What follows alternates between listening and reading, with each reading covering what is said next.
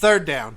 Now, in a matter of 48 hours, the Houston Texans went from, oh, my God, to, oh, thank God, real fast because DeAndre Hopkins left camp. He didn't report. He was upset about his contract. He's still playing out his rookie deal. Okay, this is the last year of his rookie deal. He will be up for big money. But he wanted it to be known that, hey, I have outplayed my contract. I have been your offense. I've been the consistency that this team has had on the offensive side of the ball for the last few seasons. I'm the best weapon on the offensive side of the ball. You drafted weapons based on who would help me achieve more for your team. You brought in a big arm quarterback because of my skill set. I'm watching you pay this new quarterback $18 million average per season. I watched J.J. Watt get his big monster deal. Now, I'm not here to be selfish. I don't want to be greedy. But I want to get paid. I understand that from DeAndre Hopkins, especially because, as we've talked about, the business side of the game, the business side of sports can be ugly. It's not kind. The average lifespan of an NFL player is a little more than 3 years. So you got to strike it while it's hot. You got to get it while the getting's good. And right now his stock is up.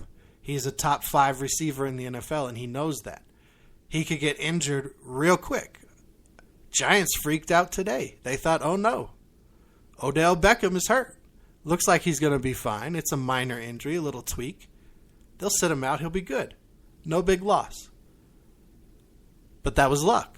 It could have been a big loss. You get tangled up, freak things happen. And with these guys in the NFL not getting guaranteed money, you got to get yours while you can. And he wants to be paid what he feels like he's worth, and that's a top receiver. Antonio Brown came out today and said he'd like to renegotiate his deal so he can get paid for what he's worth. And most people have him listed as their top receiver in the game right now.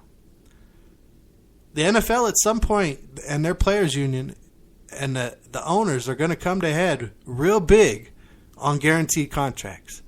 That's going to be a huge thing come the next bargaining chip, especially after these guys are watching what the NBA is getting paid and knowing the NFL is making more money than they do with less games. Now extend the season. By all means, go ahead. Extend the season. But here's what you do. You're going to cut the preseason down. You're going to make the season longer. If you're going to have these games in London and you're going to talk about having more overseas games or moving a team internationally, then you're going to put in a second bye week. If a team travels, they get 10 days rest. You figure it out in the schedule. You make the season longer. Maybe that means the Super Bowl moves to the end of February. Maybe that means they start the season earlier. Whatever, make it work. Get your money, make everybody happy. Take care of your guys. Because if they go away, your money goes away, owners. Just do what's right. Stop worrying about your pocketbook. It's going to be fine. We can make it work for everybody. We can keep this game around. We can focus in on guys who have the right skill set and play with the proper technique and start marketing that in our videos.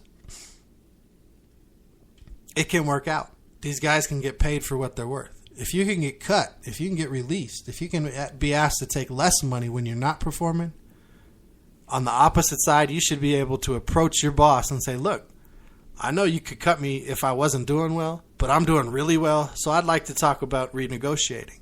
And that shouldn't be a big deal. It shouldn't be put out in the media, and the players should not be put on blast for that. But they're looked at as criminals because of the amount of money they make. And we've talked about it before. I get it. It's a lot of money. But you're not going to turn it down if you were offered to make that much money for doing what you do at your job. It's all relevant. Okay? It's all relevant. Next up. All right, fourth down. Fourth down, this is a sad note for Lions fans. It's really got me worried. DeAndre Levy, he's starting to camp on the non-football injury list, excuse me. Practiced all spring, coming back from the hip injury. This is an undisclosed injury they have him listed as. He was going to be a starting linebacker and come back and just solidify the weak side of our defense, both in the pass game and in run support. I mean, he's a beast of a linebacker, and he will be sorely missed if he's not able to get back on the field. I hope all that's happening is they're just taking him along slowly. They know he's a vet. They know he knows the defense, things of that nature. So just like what Denver's doing with DeMarcus Ware in his back, they go, look, he's got an undisclosed injury. We're going to list him this way so we can bring him along a little slower because we know he doesn't need the reps. We're going to get some reps out of these guys, see what we got. Maybe they're looking to get some more reps for a guy that they're looking at for the practice squad.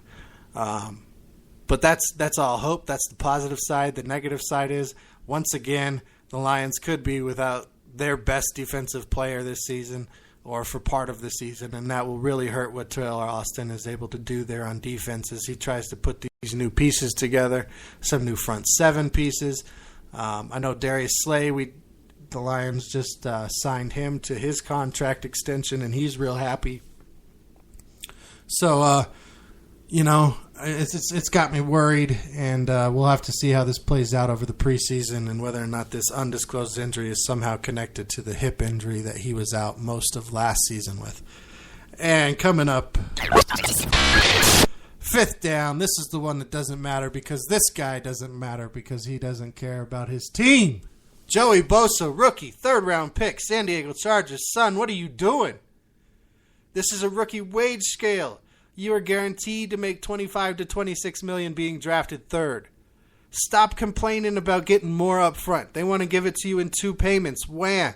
It's the same money guaranteed as soon as you sign the contract. You can't lose it for injury. You can't lose it for being cut. That money is guaranteed. You are a rookie. You need to be in camp. You see it year after year after year when these veterans hold out or when these guys hold out.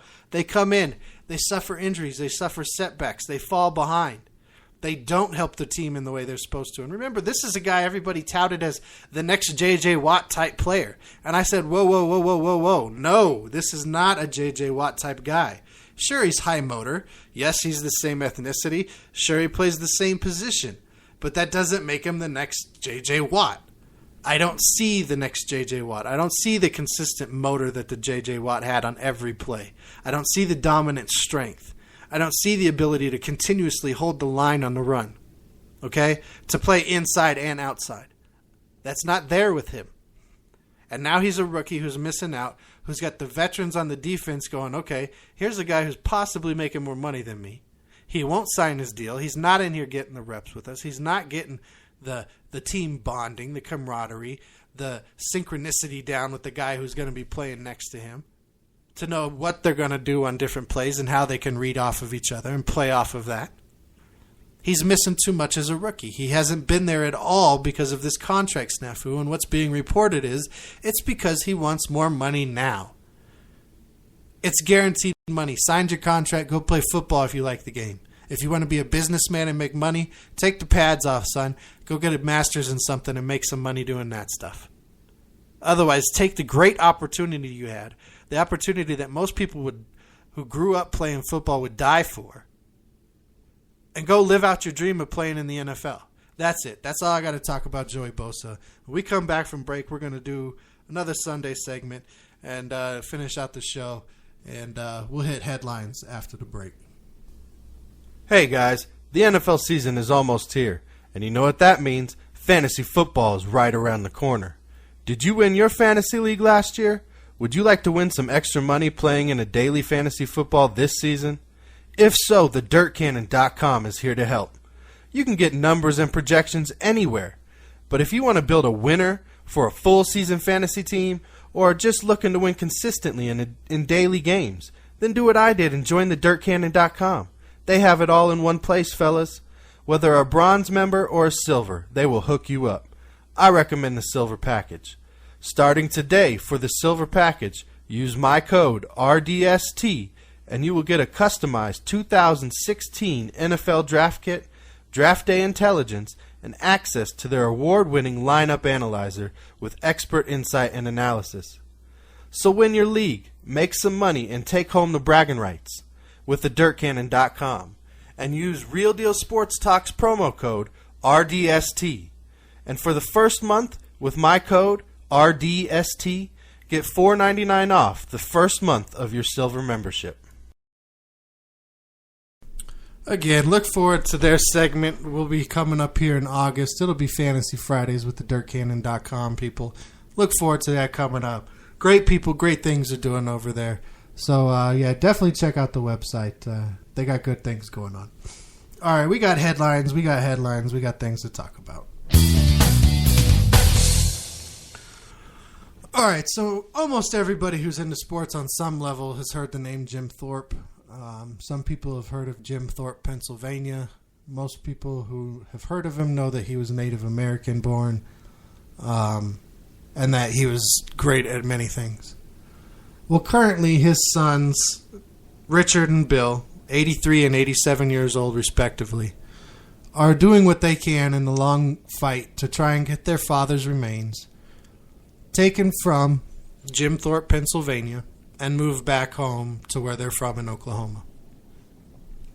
Now, I heard of Jim Thorpe, Pennsylvania in the past, just learning about Jim Thorpe, but didn't really know much about it, didn't know how they came about, having his remains there or anything like that, because he didn't really have any connection to this area. He had never been there, worked there, didn't play for any organizations in the area. But nonetheless, there is a tomb there. The town does use it for quite a bit of tourist money, and at one point they tried to influence the NFL to put the Hall of Fame there because of his burial place. Now, there is a burial place for him in Oklahoma on his family's land, and his sons would love nothing more than to be able to get their father back. They don't care if the town keeps their name. They don't care if they keep the museum and the monument up for him and continue selling him for tourist dollars to get money for their town. All they would like is for his remains to be at rest, at peace, back home, where he would have wanted to be. And you think about all the great things about Jim Thorpe, the great man, the great athlete, probably the greatest athlete ever, arguably. I mean, he was in the Olympics. He won just about every single Olympic event the year he was in it in the early 1900s, 1910, somewhere around there. Right around there.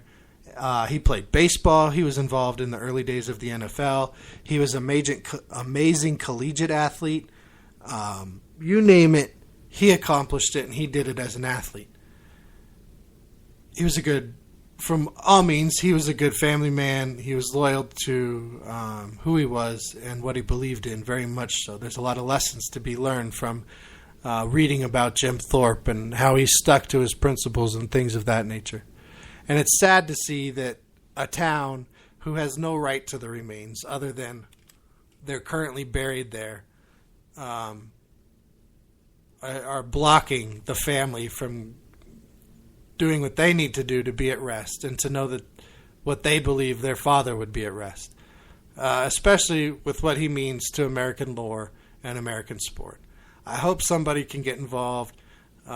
They're talking about, getting Boone Pickens involved, other billionaires, congressmen, lobbyists, things of that nature. They're trying to work it out to where they can make this happen. I really, truly do hope that the sons are able to get this to happen, and they can all be happy with the situation at the end. Even the people of Jim Thorpe, Pennsylvania, who only exist because of this man's great accomplishments. So, again, Jim Thorpe's sons, Richard and Bill, show them some support, read the story. If you want to, get involved, make some calls. Let it be known how you feel about the situation. Here's something I just don't get. A lot of noise about the Olympics going on, and what's going on in Rio crime-wise with the water, body parts washing up on the beach, the mayor saying we can't protect you, things of that nature. We've already had the Russian track team suspended, right? They went through the appeals process. The bodies that be said no. You can't compete in the Olympics this year. Now it's coming down. The Russian weightlifters are also going to be banned for basically the same thing. So there's going to be heavy scrutiny on any Russian athlete coming into these games, any of them that continue to be able to participate at this point, if they're not all banned altogether. And it just doesn't bode well for the Russian stereotype here in the United States. The stereotype that started during the Cold War, that was provoked and kindled and fired during Rocky IV and Ivan Drago,